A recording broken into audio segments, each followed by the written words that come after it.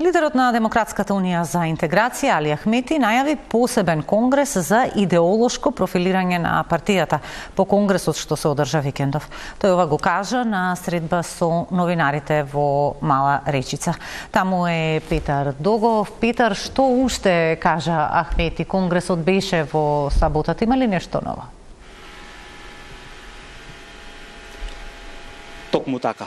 2 дена по партискиот конгрес на Демократската унија за интеграција кој што се одржа во саботата во Скопје, лидерот на партијата Али Ахмети, обкружен со тројца потпредседатели со генералниот секретар на ДУИ, одржа брифинг за медиумите на кој што се осврна на главните тези или поенти кои што ги изнесе во својот говор на конгресот во саботата, а исто така и даде одредени насоки околу политичкото и партиското делување на ДУИ во идниот период.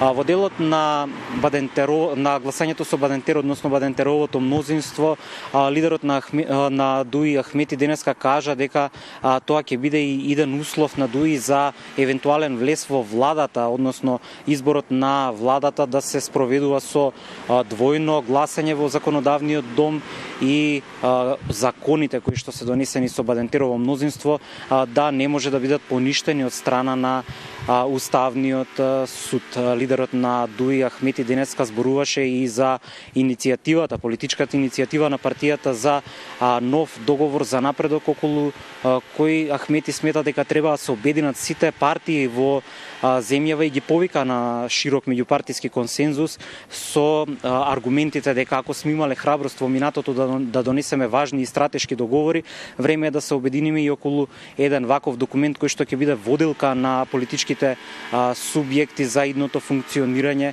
како чинители во државата и во креирање на политиките. Во делот на раководството на Демократската унија за интеграција, Ахмети се осврна на целосната партиска структура од врвот па надолу во целост. Во делот на председателската позиција, ова е 5ти мандат кој што го доби Ахмети, односно 5ти пати ја добива довербата да ја води партијата, и лидерот не сака да открие дали ова ќе биде и негов последен мандат како председател на ДУИ. Зборуваше во метафори, кажа дека тој е капетан на бродот и капетанот последен треба да го напушти бродот, а тој ќе се повлече кога бродот ќе стигне на брегот, без да прецизира која е крајната дестинација кон која што цели. Во делот на Централното председателство, што практично е и раководен орган на Демократската унија за интеграција, Ахмети вели дека по широка анализа и широки партиски дебати е одлучено да се освежи раководството на партијата со 80% нови кадри, односно нови лица кои што досега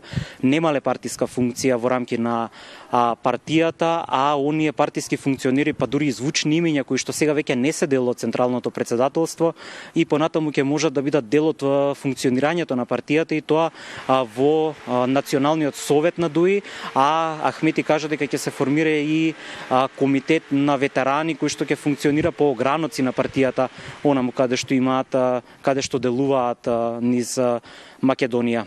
Во делот на партиското идеолошко профилирање, Ахмети кажа дека партијата напролет планира да одржи партиски конгрес посебен тематски на кој што ќе се донесе конечна и финална одлука каде ќе се позиционира Демократската унија за интеграција на политичкиот спектрум, односно дали повеќе ќе влече како левица или како десница во политичкото делување. Накратко, ова беа поентите на лидерот на партијата Ахмети, најави идни потези во наредните месеци.